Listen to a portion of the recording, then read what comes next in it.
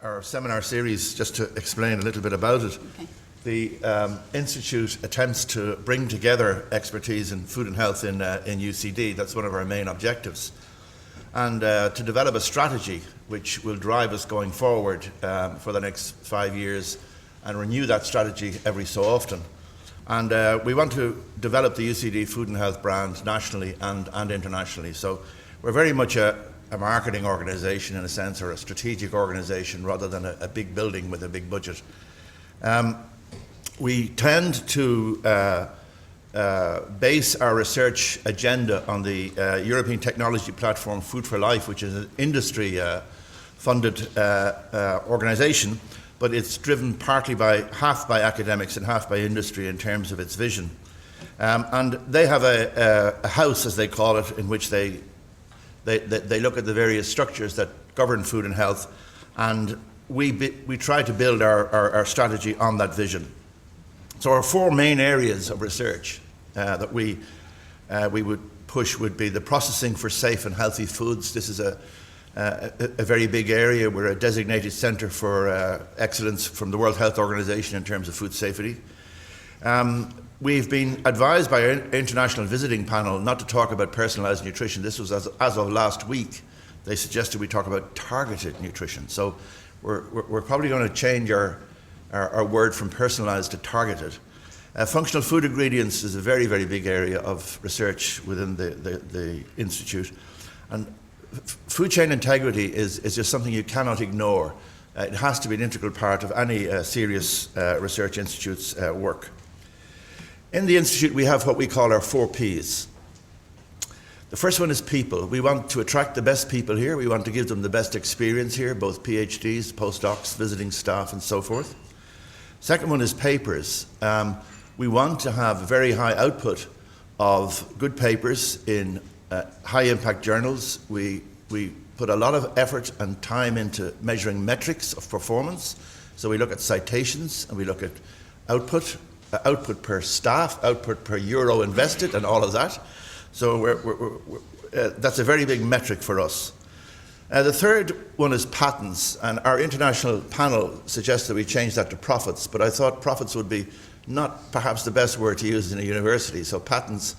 And really what we're saying here in patents is we have created a culture of innovation and entrepreneurship within our PhDs and postdocs, and we want people to think about patenting before they publish, so that, and if they do patent, to think about licensing, and if they do license, to think about spin-outs and so forth. And policy is the 4th of the Ps.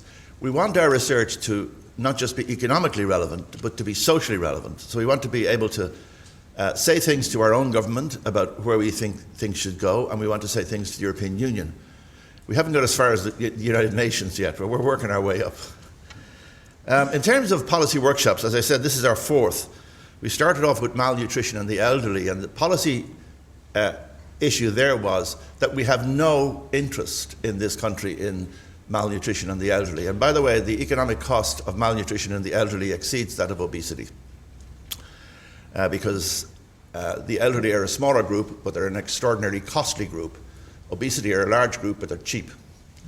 Food biosecurity, the big policy issue there is that we have one agency that takes care of food safety from the farm gate outwards, and one agency that takes care of the food safety from the farm gate back to the farm. And the 2 agencies are not connected. And this is a big problem for us. And then the third one we had was Irish Consumers' Food Choice in 2020, to try and see what are the drivers of that. And one of the big policy objectives there was to ask the question of why we don't have a national food and nutrition policy centre here, why we don't have an agency dedicated to that, drawing on all of the research that's invested. Today, I'll talk about that in a moment, and our international panel who visited us last week want us to run what I think will be quite controversial, which will be a policy workshop in Brussels on the issue of scientific integrity and advice to the European Food Safety Authority, because there has been a lot of difficulty from the European Parliament about exactly what they want from European scientists, and they want us to be as clean as Caesar's wife, and the other part of the Commission wants us to work with industry, so they better make their mind up. Anyway, that'll be an interesting challenge. So for today, what do we want to get out of this? First of all, we have, I think for the first time, put together all of the agencies and sectors that are interested in personalised health and personalised nutrition together. So we want to hear one another's perspective, and we want to explore connectivity, and we'll only get that at the end of the day when we realise, hey, I didn't know you did that, sort of thing. And then we want to explore with state funding agencies opportunities for joint research projects covering a wide range of disciplines, because research agencies quite frequently tend to have a very narrow focus. We want to promote entrepreneurship in this field. We would like to see young PhDs and postdocs interacting to try and develop commercial activities out of it. And I think there's still a hope that we have direct foreign investment in this area, and that's one of the things we're looking at. So that's really all I want to say to you. Thank you very much indeed, and I hope you have a nice day. Thank you.